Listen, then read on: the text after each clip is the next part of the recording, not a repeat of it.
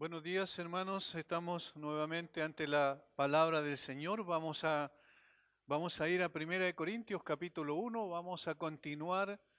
eh, un domingo hablamos sobre el libro de Job, un domingo sobre Primera de Corintios. Especial y particularmente en este contraste que se hace entre la sabiduría divina versus la sabiduría humana. Cómo el hombre percibe las cosas que tienen que ver con la salvación y cómo Dios describe cuál es su plan y su propósito para salvar al hombre. Siempre vamos a encontrarnos con esto, y en los primeros 4 o 5 capítulos de Primera de Corintios el apóstol Pablo explica esto en un contexto, como vimos hace 2 semanas atrás, que tiene que ver con eh, el alto la alta o la mucha importancia que le daba la gente de Corinto a lo que era la sabiduría o la filosofía humana. El hecho de poder plantearse ciertas preguntas existenciales y dar respuesta en función de sí mismo, de la mente del hombre, tratar de entender estas cosas sin considerar a Dios en el proceso. En cambio, Dios está diciendo aquí en 1 Corintios capítulo 1, versículo 17 en adelante, que la sabiduría del hombre no alcanza para que éste pueda llegar a tener una relación correcta con Dios. No puede el hombre por medio de su sabiduría llegar a la salvación. Y entonces Dios ha ideado, ha establecido un plan de tal manera que por medio de ese plan sabio de parte de Dios, y que es una necedad para el mundo, Dios pueda salvar al hombre.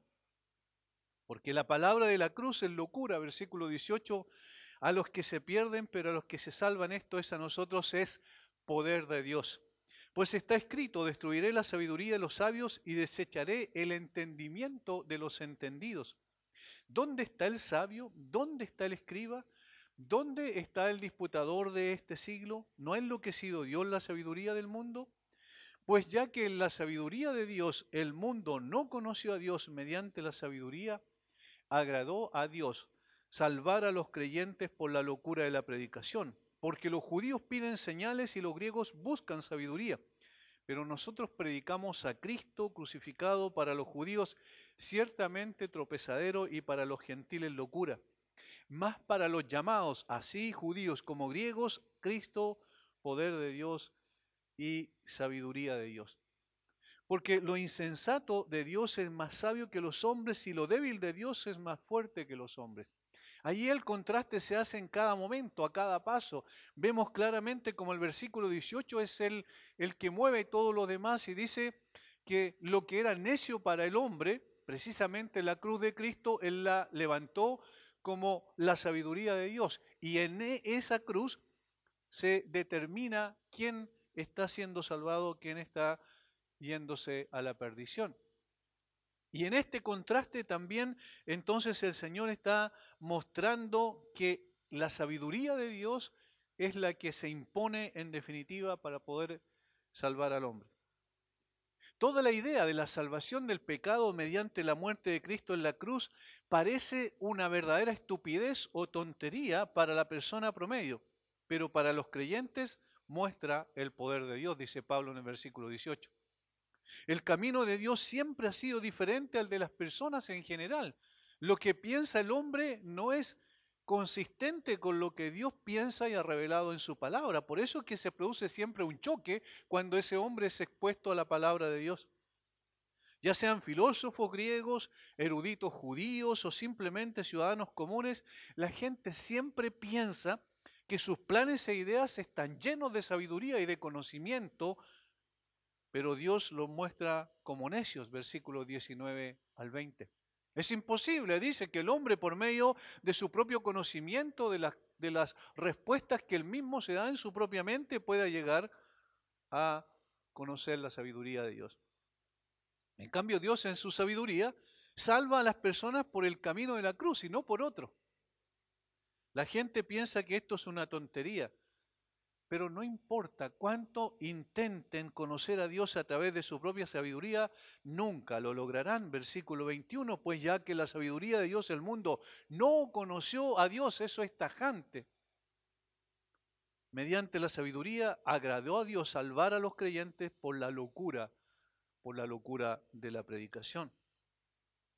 Los judíos querían señales milagrosas para probar que Jesús era el Mesías, el poderoso Mesías que ellos estaban esperando. Danos una señal, muéstranos una señal. Y el Señor dice, la generación maligna y perversa demanda señal, pero no le será dada señal más que la del profeta Jonás, hablando o anticipando su muerte, su sepultura y su resurrección. Es decir, en otras palabras, la verdadera señal está en la cruz de Cristo. Piden señales, allí está la señal. Allí está el poderoso Mesías que muere en mano de hombres pecadores, en lugar de hombres pecadores, para finalmente levantarse entre los muertos, ascender a la gloria y ser coronado en la misma presencia de Dios. Para ellos, para los judíos, esto no muestra poder, la cruz de Cristo, sino debilidad. Un Mesías crucificado es, en su opinión, una piedra de tropiezo, así lo menciona Pablo aquí.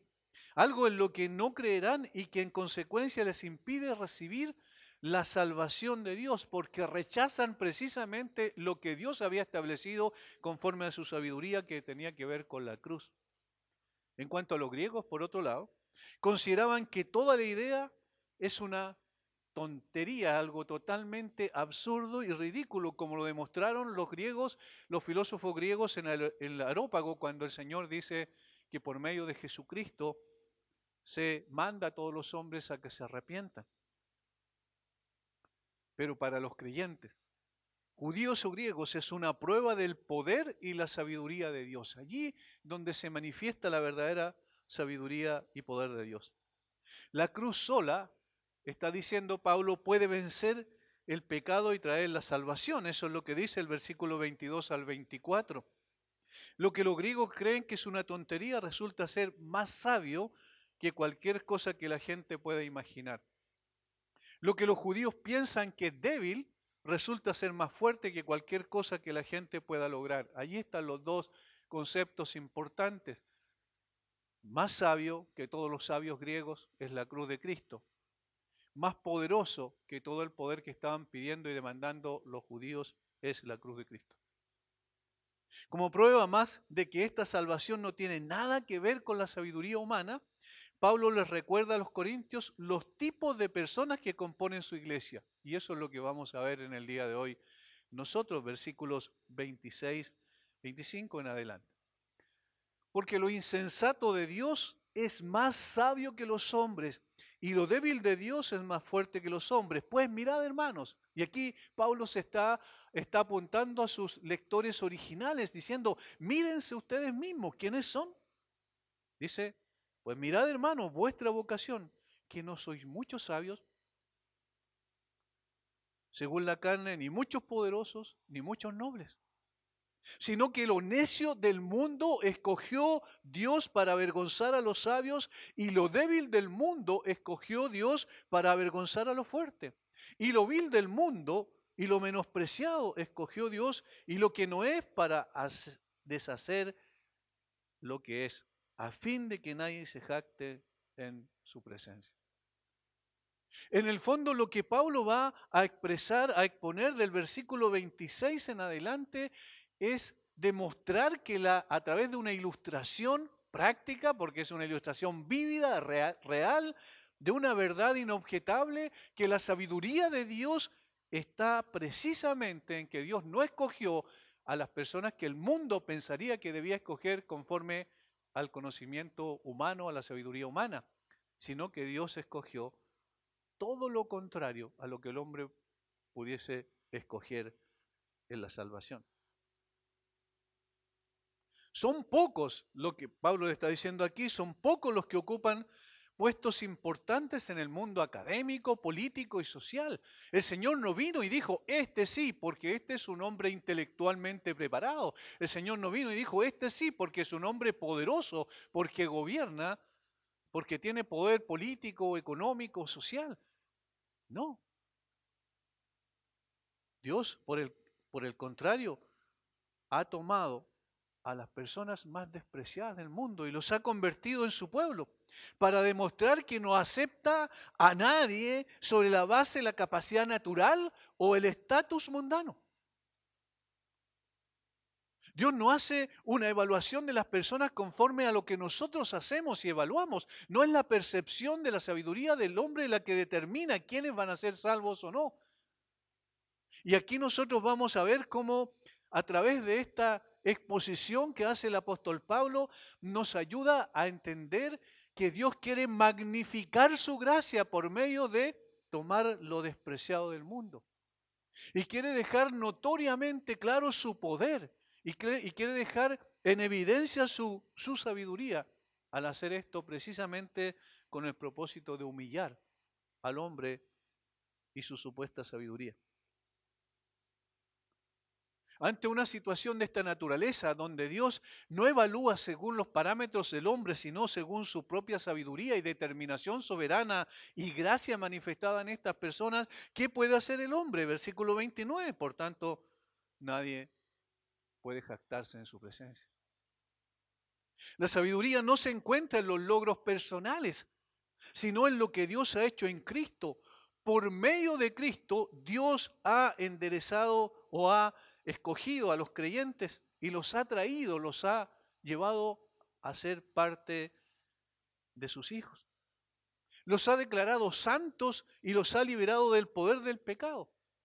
Y todo se centra en Cristo. Los creyentes solo pueden jactarse en Él, versículo 31.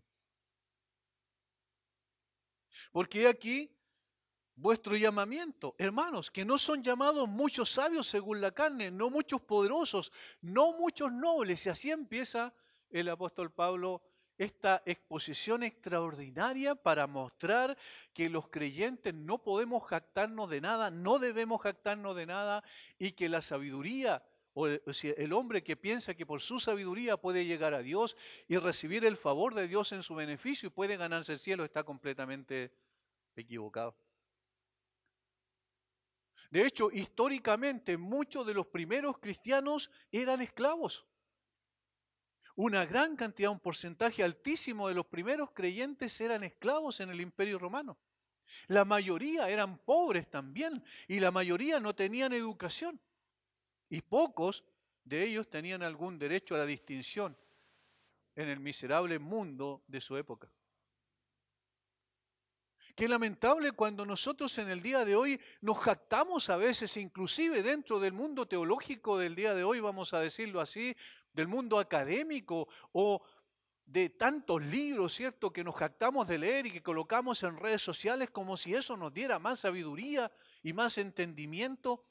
Llegamos a pensar en un momento definido que, bueno, nosotros sí somos buenos creyentes porque leo muchos libros. Yo soy un buen creyente y por eso tengo el favor de Dios, porque tengo conocimiento de muchos sistemas teológicos y de pensamiento. No, la mayoría de los primeros creyentes eran esclavos socialmente, eran pobres económicamente y eran iletrados educacionalmente.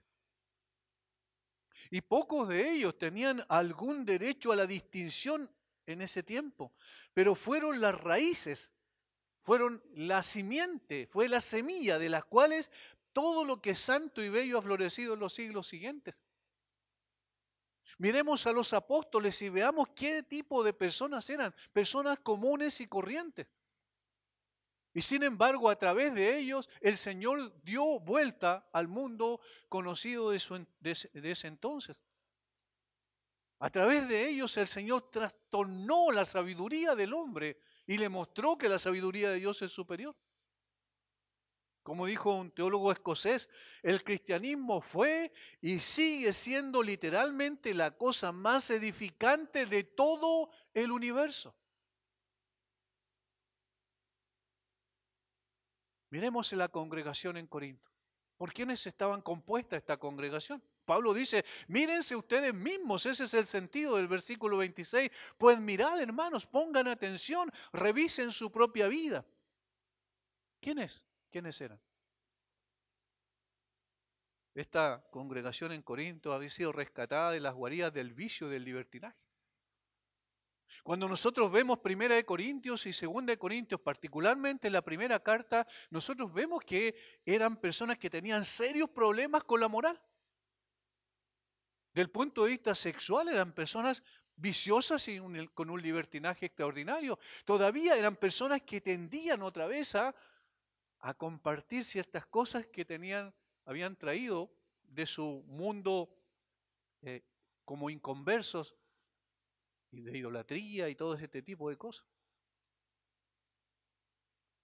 Estas personas fueron rescatadas de las heces de una sociedad cruel y despiadada, reclutada de entre las desesperadas filas de esclavos, liberada de este comercio que hacían incluso con los esclavos, pero Cristo los redimió. Cristo los salvó, los sacó de esa condición, pero no porque ellos eran personas honorables dentro de la sociedad.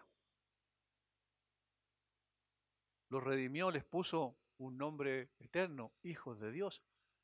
Anunció desde el cielo que habían sido descargados de sus pecados para siempre. Y los hizo partícipes de la herencia de los santos en luz, como dice Pablo a los colosenses. Gracias a Dios por la iglesia de Corinto, porque es un ejemplo de lo que significa la sabiduría de Dios. Ahora, ¿esto significa que el cristianismo se le negó a los nobles, a los poderosos, a los sabios? No, porque Pablo no dijo que ninguno de los que podían llamarse los escalones más altos de la sociedad fuera llamado, no dijo eso. Dice, pues mirad, hermano, vuestra vocación, que no sois muchos sabios según la carne, ni muchos poderosos. Pablo no está diciendo de que el evangelio se le negó a las personas que tenían una cierta preponderancia en la sociedad. Por ejemplo, en el libro de los Hechos tenemos el tesorero de la reina Candace que se convirtió al cristianismo, el eunuco, Hechos 8:27. Tenemos al procónsul de Creta, Sergio Paulo, que aceptó el evangelio, Hechos 13:6 al 12. Dionisio, quiero decir, el Areópagita, un juez poderoso de Atenas, creyó, Hechos 17:34. Crispo y Sóstenes eran gobernantes de una sinagoga cuando obedecieron al evangelio, Hechos 18:8 y 17. Muchas mujeres de la nobleza en Tesalónica también creyeron. Y también en Berea aceptaron la verdad en Hechos 17, 4 y 12.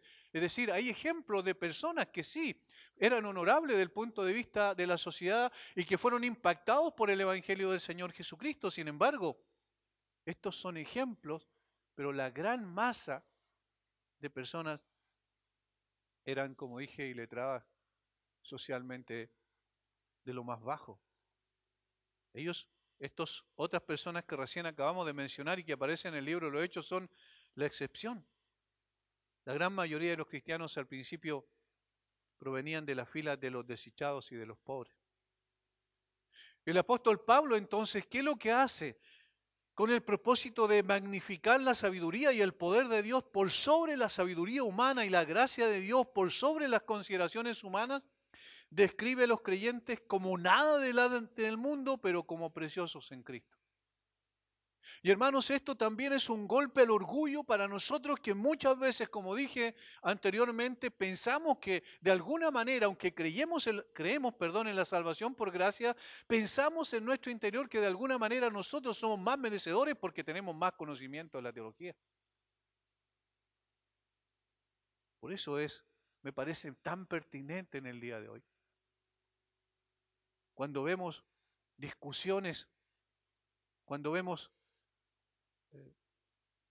peleas absurdas sin sentido muchas veces a través de las redes sociales, casi diciendo yo soy mejor creyente que tú.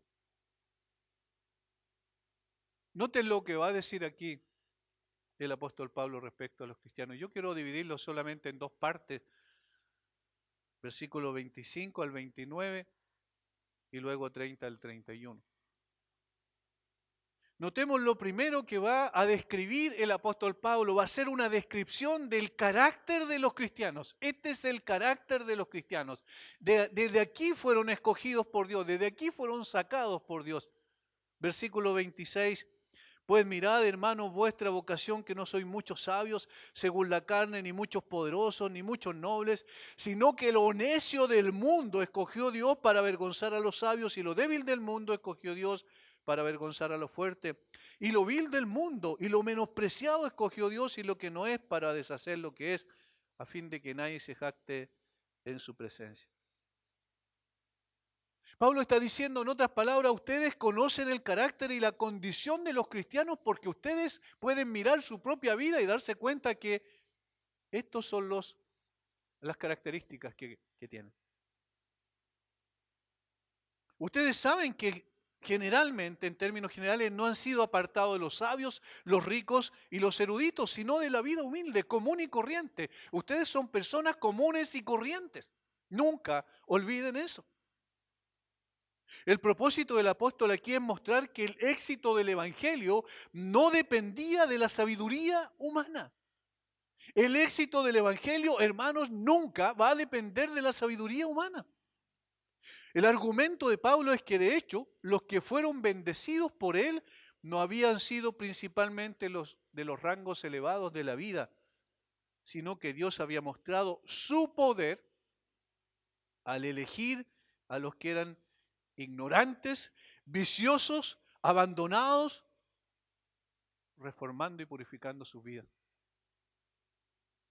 Dios no consultó la sabiduría del hombre para construir su iglesia, ni para constituir su iglesia. No preguntó a los hombres y sobre la base de esas consideraciones llamó a los suyos. No preguntó, voy a buscar a las personas más inteligentes, más sabias de este mundo para preguntar quiénes creen ellos que deben ser los que yo voy a salvar. En absoluto. Muy por el contrario, no son los que el mundo considera aptos los que Dios escogió para sí.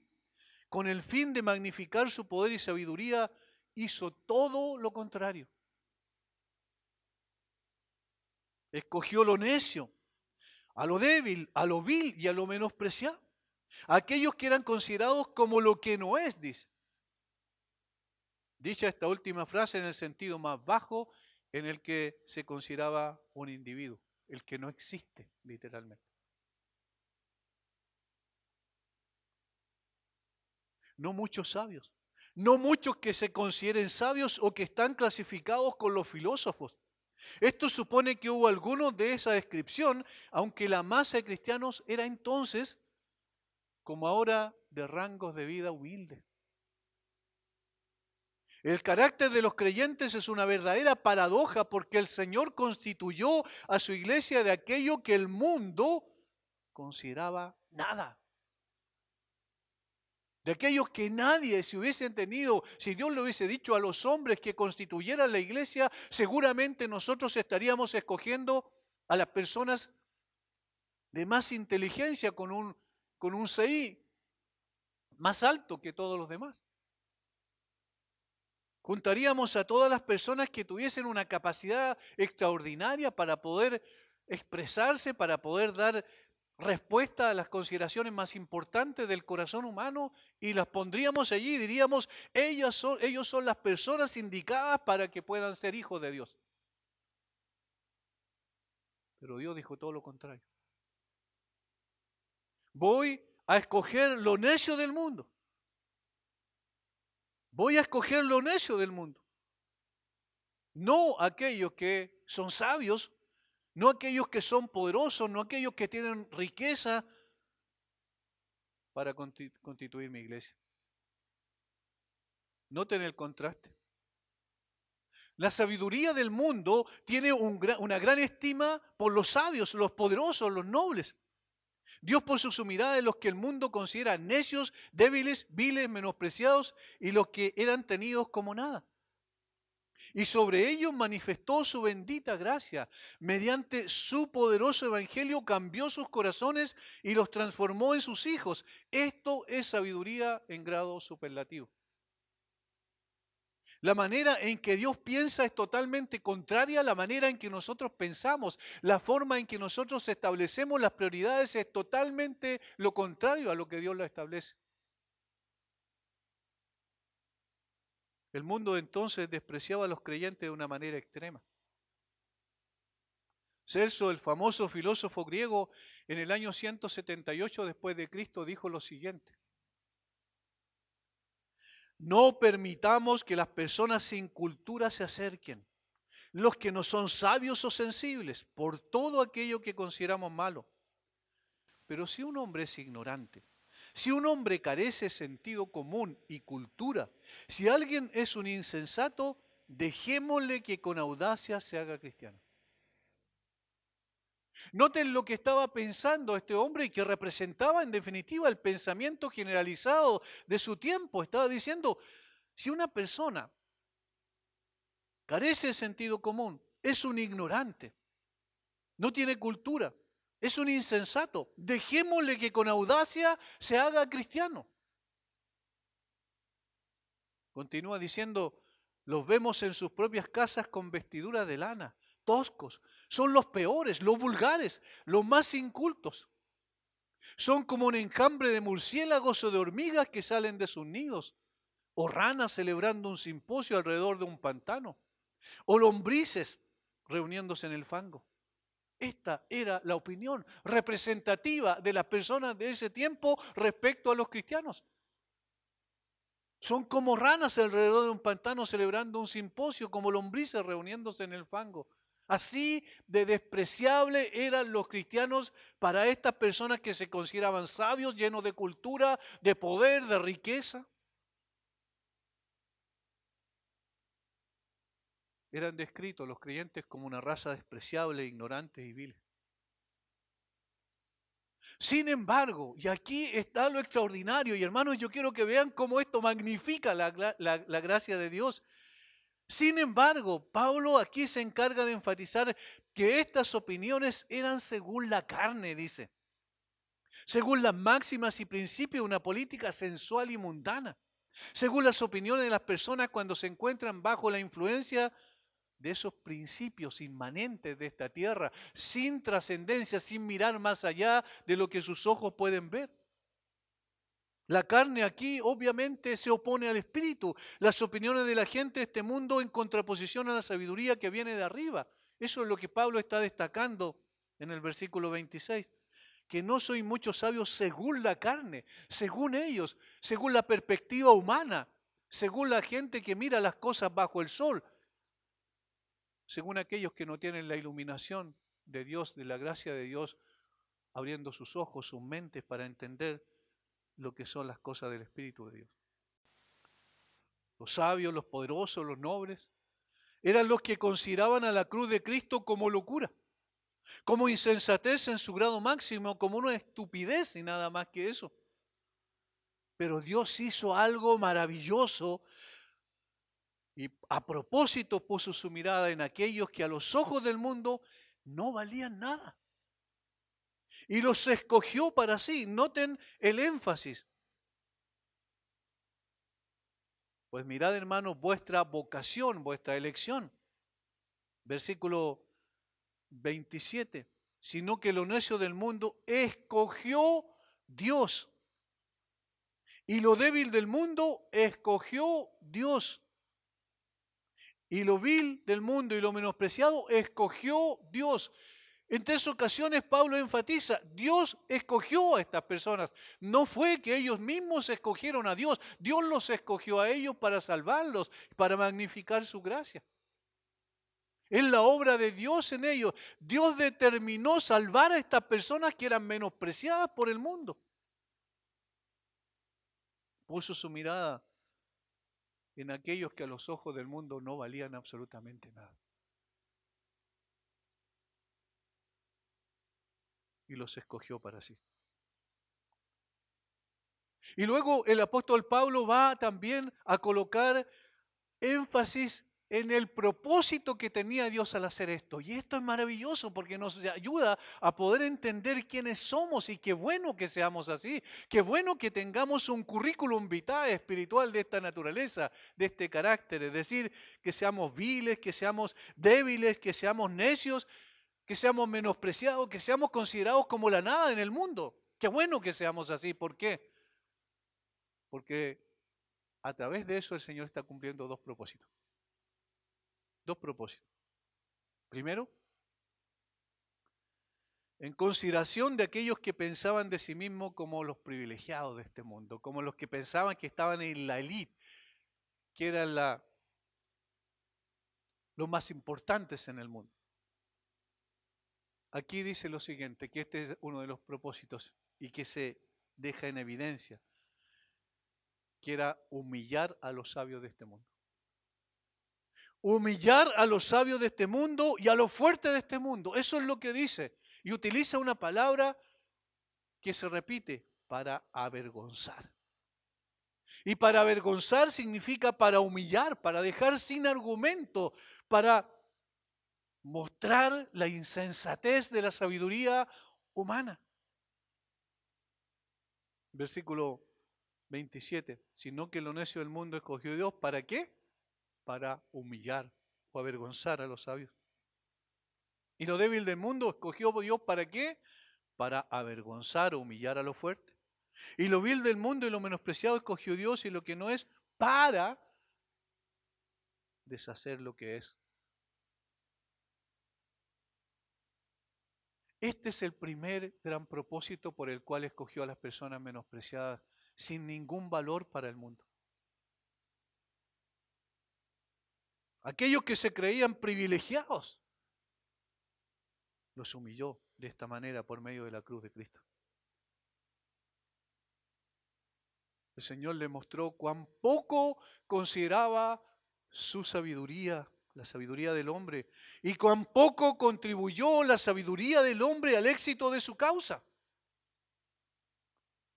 Al pasarlos por alto y otorgar sus favores a los humildes y pobres, al elegir a su pueblo de entre los rangos que despreciaban y al otorgarles el exaltado privilegio de ser llamados hijos de Dios, precisamente a estas personas que no tenían ningún valor intrínseco para el mundo.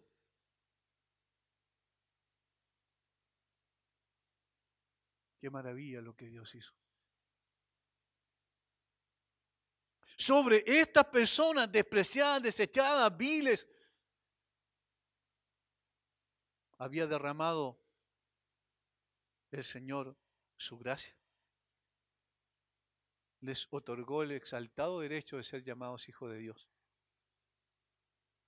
Por el contrario, y en contraposición, el Señor lo que hizo sobre los sabios, los nobles, los poderosos de este mundo, derramó sobre ellos deshonra, sobre ricos y grandes, y los abrumó. Y sus planes de sabiduría los desechó como insensatos. Eso no sirve, así como ellos decían, es insensato, es absurdo, es necio. La cruz de Cristo, el Señor les dijo a ellos, a esas personas que se consideraban poderosos, nobles, ricos y honorables, les dijo, ustedes son los insensatos. También es cierto que los que son considerados necios por los sabios del mundo a menudo pueden confundir a los que se jactan de su sabiduría. Y también es cierto que los argumentos de gente sencilla, de personas de sentido común, bajo la influencia de principios cristianos y de la obra del Espíritu Santo, tienen una fuerza que el saber y el talento de la gente de este mundo no pueden contradecir ni resistir. ¿Recuerdan a Esteban? Ante el Sanedrín. Ante los sabios de ese tiempo, ante los letrados de ese tiempo, ¿qué es lo que pasó? Dice la Biblia que no podían resistir a la sabiduría con la cual hablaba Esteban. No podían reargumentar o contraargumentar, quiero decir, en contra de lo que estaba diciendo Esteban en esa gran predicación registrada ahí en el capítulo 8 del libro de los Hechos. La gente sencilla, la gente común y corriente, la gente que nadie considera como importante, es aquella que el Señor escoge y a través de ella avergüenza a los sabios. Otro ejemplo bíblico característico que es muy interesante es Juan capítulo 9, cuando el Señor le da vista al ciego de nacimiento. Y después cuando vienen a interrogarlo una y otra vez y lo presionan para que diga quién es el que lo había sanado, el ciego le da una lección de teología, pero de teología práctica, vivencial, real. Y cuando ellos le dicen, que ese hombre pecador no podía haberlo librado. Él dice, bueno, eso es lo extraordinario. Eso es lo extraordinario. Que este hombre me dio vista. Antes yo era ciego y ahora veo. Y esa sabiduría, esa palabra que él dice, esa frase que él emite, es más importante porque deja en evidencia la ignorancia de aquellos que se creían sabios de su tiempo, que eran los fariseos y escribas. Estos que están bajo la influencia del Espíritu del Señor, guiados por la palabra de Dios, tienen una fuerza que el saber y el talento de la gente de este mundo no pueden contradecir ni resistir. ¿Por qué? Porque tienen la verdad de su lado. Y la verdad, aunque vestida con un atuendo humilde, es más poderosa que el error, aunque esté vestido de honores, de riquezas y de poder. Y aunque reciba la aceptación del mundo. Hermano, Dios quiso salvar a los creyentes por la locura de la predicación, pero la locura de la predicación en realidad es sabiduría de Dios.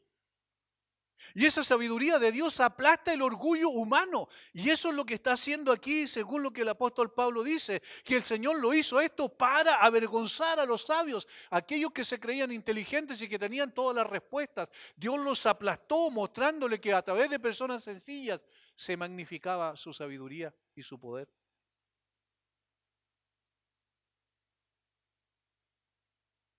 Avergonzando a los fuertes y a los poderosos. Avergonzando y humillando a aquellos que se consideraban honorables. El desprecio que la gente tenía por las personas que no pertenecían a su estirpe de sabios, poderosos y nobles, es lo que no es. Es decir, aquello que no es nada, que es inútil, que no tiene existencia, así miraban a las personas. Esos que estaban por debajo del mismo desprecio y que en la estimación del mundo pasaron por alto como si no tuvieran existencia, como no tener suficiente importancia para ser considerado digno, incluso de la menor atención que implica el desprecio. Este tipo de personas. El apóstol Pablo aquí habla de cosas por debajo incluso del mínimo, la mínima consideración, como total y completamente ignorado, como si no tuviera existencia estas personas a las cuales despreciaba el mundo. A ellos vino el Señor a salvar. Ahora, si pensamos bíblicamente en algunos ejemplos de cosas o personas que eran viles para el mundo, que no tenían ninguna importancia, y cómo el Señor las usó, podemos ver que aquí se magnifica la sabiduría de Dios al usar cosas sin importancia para el hombre, pero que Dios utiliza como instrumento para manifestar su poder y su sabiduría. Por ejemplo, el sacrificio de un cordero. Éxodo 12, 1 al 5 parecía ser una necedad a los ojos de todos. De hecho, dentro del mundo de los egipcios, los pastores, los que cuidaban ovejas eran personas despreciables, eso dice la Escritura. Y el Señor escogió uno de esos animales despreciables para poder mostrar que a través de la sangre de ese cordero se evitaba la muerte de aquellos que estaban en las casas cuando colocaban la sangre en el dintel de la puerta. Eso era necio para los egipcios, pero era sabiduría para Dios. Lo mismo sucedió con una roca que fue golpeada, con una roca que no tiene vida. Sin embargo, el Señor mandó a Moisés para que golpeara la roca, Éxodo 17, 1 al 16, y de allí brotaron aguas para dar satisfacción a la necesidad más urgente de los israelitas en el desierto que morían de sed. Es absurdo, ¿quién se va a preocupar por una roca? Eso no tiene ningún valor a los ojos de nadie. Dios la usó para sostener a su pueblo. Y Dios utilizó una serpiente de bronce puesta en un asta, en un poste, que fue levantada en el desierto, y entonces todas las personas que lo miraban podían ser curadas de las mordeduras de serpientes venenosas, de lo contrario morían. Dios usó algo tan simple como eso, tan sin importancia. Las cosas que parecían débiles incluían también la vara que finalmente derrotó a Faraón a través de una vara. ¿A quién le va a importar una vara? Éxodo 4, 1 al 31. Una onda que se usaba para ahuyentar a las fieras salvajes, el Señor lo usó para derrotar a un gigante, entre muchas otras cosas. Y entre las cosas viles de las Escrituras encontramos el hijo de una ramera, Jefté, que fue un juez poderoso, Jueces 11, 1 en adelante. Y una mujer inmoral, la mujer samaritana, recuerdan que llegó a ser una gran ganadora de almas para Jesús. Juan 4, versículos 1 al 54. La parábola de la semilla de mostaza muestra que una cosa pequeñita e insignificante, no obstante, puede transformarse en un gran árbol. Esta es la demostración de cómo Dios actúa de manera diferente al mundo. Cómo Dios le gusta comenzar con algo pequeño para construir algo grande. A menudo, dijo alguien, el Señor usa a un José o Moisés rechazado para restaurar a su pueblo y construir una nación. Un joven despreciado como David para matar al gigante y encabezar el reino. Una cruz sangrienta para construir una corona de oro, o un grupo de discípulos iletrados y torpes para enseñar a las naciones. Dios hace todo lo contrario a lo que nosotros pensamos. Hermanos, ¿cuántas veces uno ha sido enseñado mucho más por la fe sencilla de una persona común y corriente que por todos los eruditos del mundo? ¿Cuántas veces he estado con personas que no sabían leer ni escribir? Sin embargo, su fe y su confianza en Dios era más grande que las que muchos que se jactan porque conocen tantas cosas en la teología. Dios utiliza personas insignificantes para hacer algo significativo. El Señor utiliza personas comunes y corrientes para hacer algo extraordinario.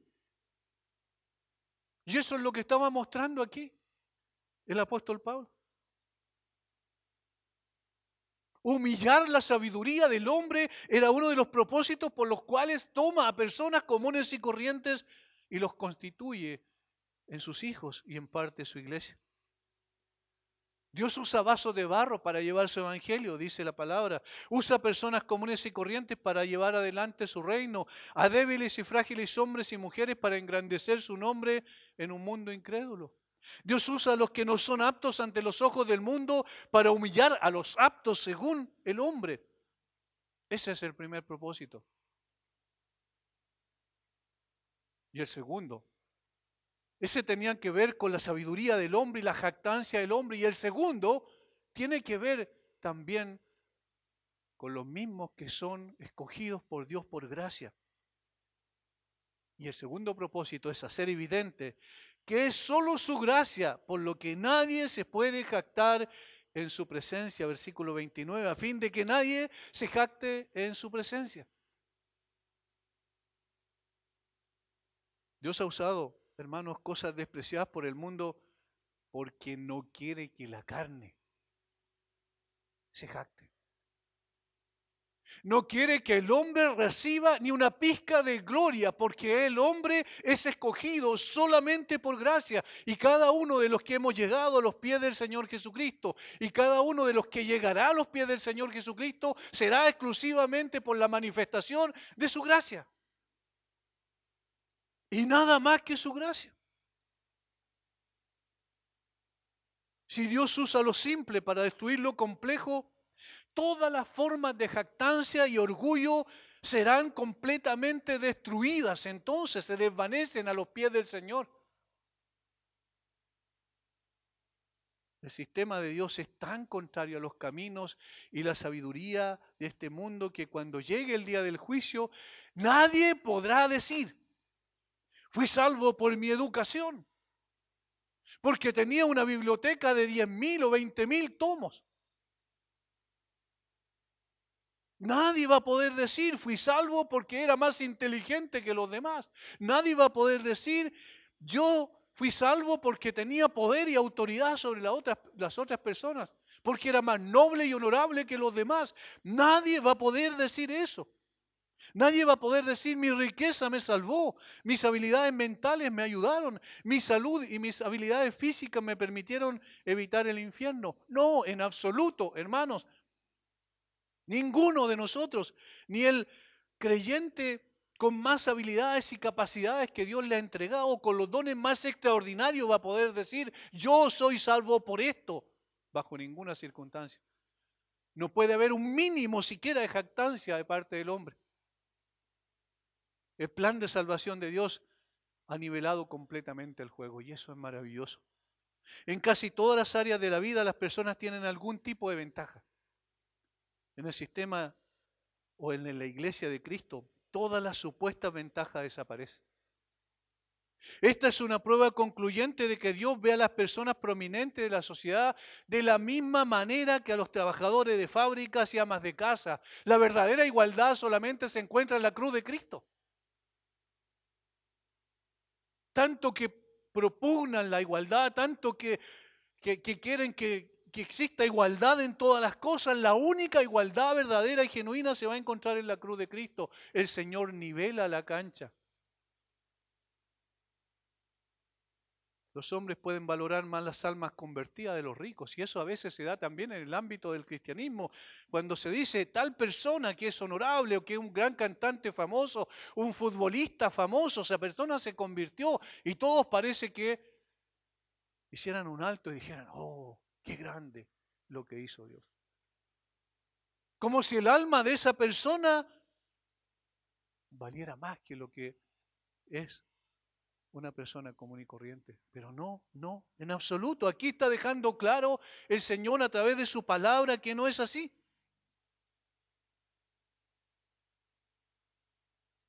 Queridos hermanos,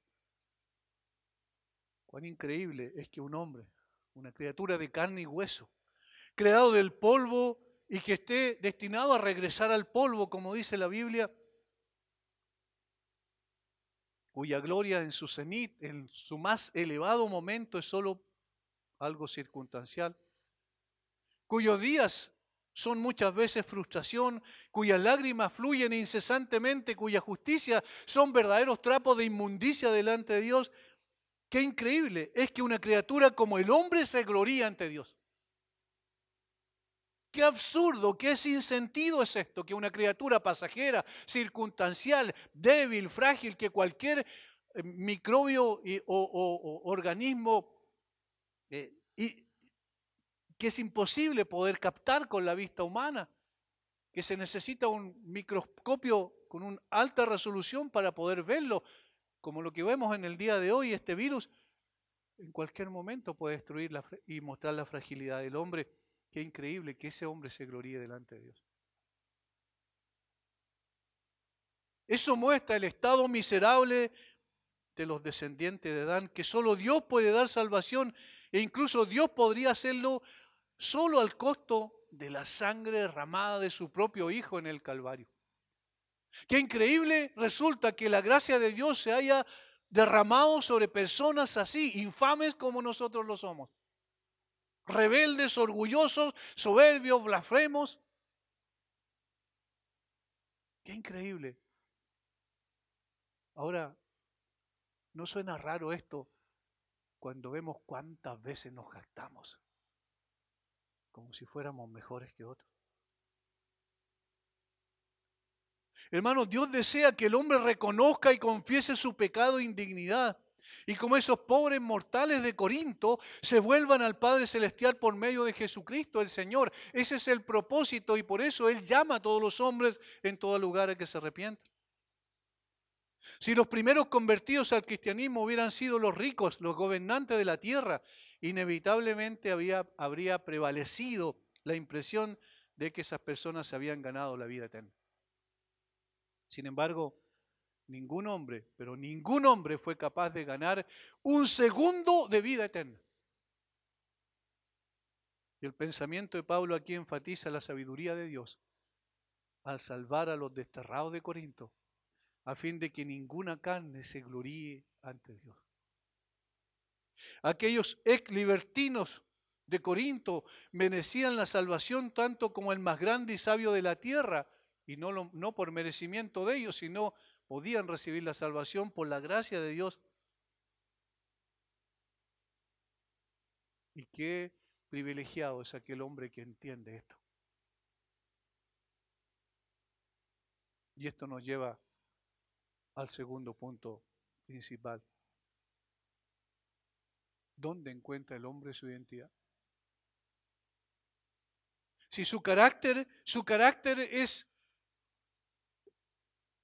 nada delante del mundo. Si su currículum vitae está determinado por esto, por su vileza, por su necedad,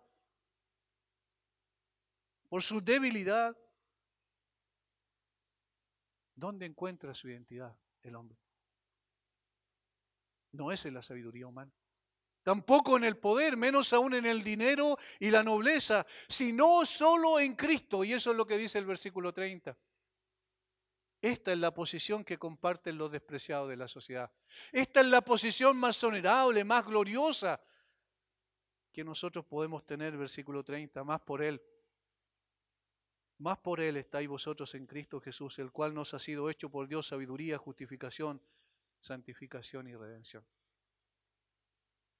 Si al principio vimos el carácter de los cristianos, aquí vemos la posición de los cristianos. ¿Por qué tienen identidad? ¿O en quién tienen identidad? Noten el más o pero con el que comienza el versículo.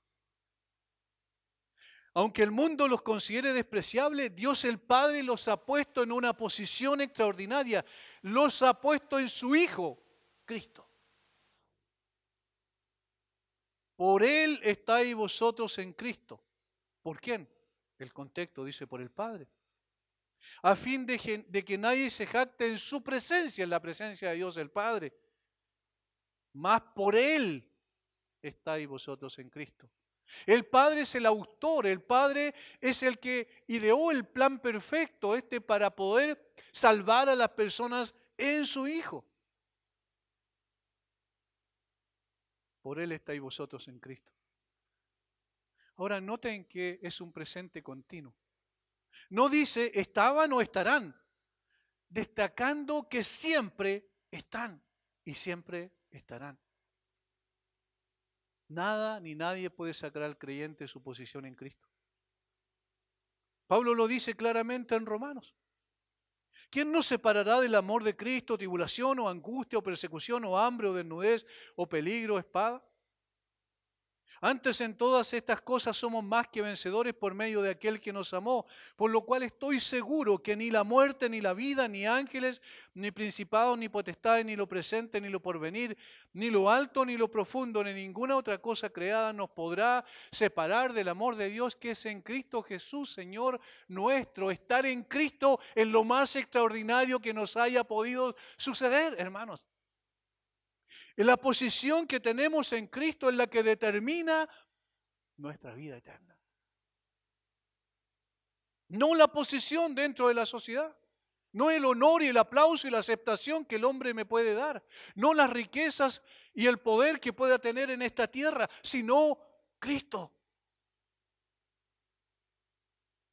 Cuando Pablo dijo que Jesús es nuestra sabiduría, justicia, santificación y redención, quiso decir que el Señor es todo lo que necesitamos, absolutamente todo, porque en Él están escondidos todos los tesoros de la sabiduría y el conocimiento, le dijo Pablo a los colosenses. En Cristo están escondidos y si estamos en Cristo, entonces descubrimos todos los tesoros de la sabiduría y el conocimiento. Porque en Cristo y en la cruz de Cristo hemos sido justificados, declarados justos para siempre, sin que el Señor nunca, jamás pueda impugnarnos o pueda cargar su juicio sobre nosotros, porque en Cristo y por su justicia hemos sido declarados justos.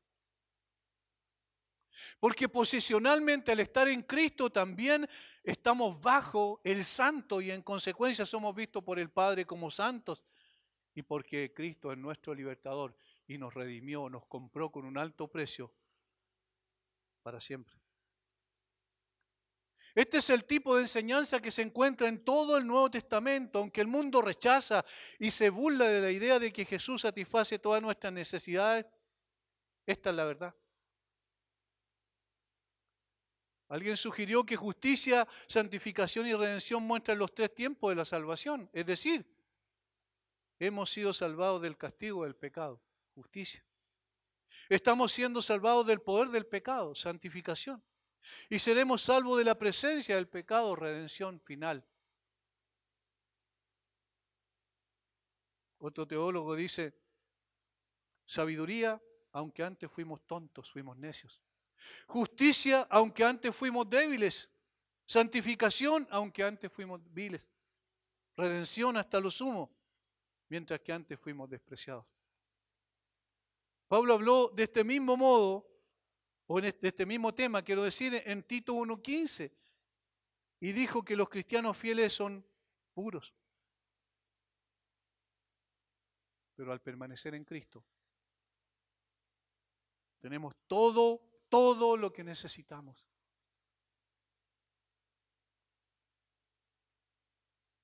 El propósito final por el cual el Señor nos ha puesto en Cristo. Lo dice en la última frase, para que como está escrito, el que se gloría, gloríese en el Señor. En otras palabras, ¿quieres jactarte de algo? Bueno, la única jactancia que Dios acepta es la cruz de su Hijo. Este es el propósito final y supremo de la obra de Cristo, por la cual en Él somos sabios, justos, santos y libres en la gloria de Dios. No atribuyendo su salvación a las habilidades humanas, ni al aprendizaje, ni al rango, ni al poder, ni al honor que recibamos en esta tierra, sino enteramente a Dios. Y en esto vemos que es exaltado el plan del diseño de la salvación, que siempre fue exaltar a Dios a la vista de los hombres. Que el diseño de Dios es hacernos humildes, y este es también el diseño de todas sus obras. Todas las opiniones justas de la creación tienden a producir verdadera humildad. Cuando vemos toda la creación y todo el plan de Dios a la luz de lo que Dios ha revelado en su palabra y lo vemos al trasluz de la cruz de Cristo, nos damos cuenta, hermanos, que nadie se puede jactar, sino solamente en el privilegio de haber sido puestos en Cristo. Es una evidencia de piedad cuando estamos dispuestos a exaltar a Dios y ser humildes. Muestra que el corazón ha cambiado y que estamos verdaderamente dispuestos a honrarlo. Podemos regocijarnos en Dios. No tenemos fuerza ni justicia de la que jactarnos en nosotros mismos, pero podemos regocijarnos en Él. Él está lleno de bondad y misericordia. Él puede salvarnos, Él puede redimirnos de la mano de todos nuestros enemigos. Y cuando somos conscientes que somos pobres, débiles e indefensos, cuando estamos oprimidos por un sentimiento de pecado, podemos regocijarnos en Él como nuestro Dios y nuestro Salvador y nuestro Redentor. La verdadera piedad se alegrará de venir y poner todo a sus pies, y cualquiera que sea nuestro rango, talento o conocimiento en esta tierra, nos regocijaremos solamente en Cristo. No a nosotros, Señor, no a nosotros, sino a tu nombre da gloria por tu misericordia y por tu verdad. Termino con unos versos de un himno de Isaac Watts. No a nuestros nombres, solo tú, justo y veraz. No a nuestros nombres, sin valor se debe gloria. Tu poder, tu gracia, tu verdad y tu justicia reclaman honores inmortales a tu nombre, soberano Señor. Solo honor y gloria al Señor. El poder y la sabiduría de Dios en la salvación.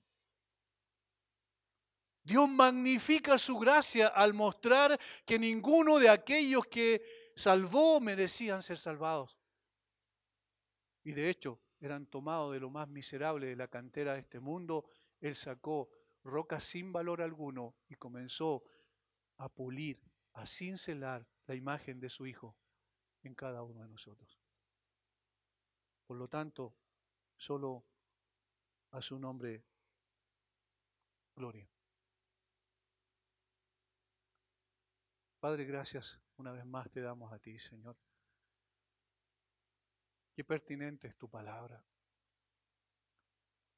Cuando vamos enorgulleciéndonos y creyendo que somos algo, tú nos dices, ¿quiénes somos realmente? Revelas nuestro carácter para que nunca nos jactemos en tu presencia, sino que por el contrario podamos mirar a la cruz de Cristo y decir, solo me regocijo en ella. Mi placer, la satisfacción total, solo se encuentra en ella, en eso que es necedad para el mundo y es sabiduría y poder tuyo para nosotros. Muchas gracias, Señor, por tu palabra, en el nombre de Jesús. Amén.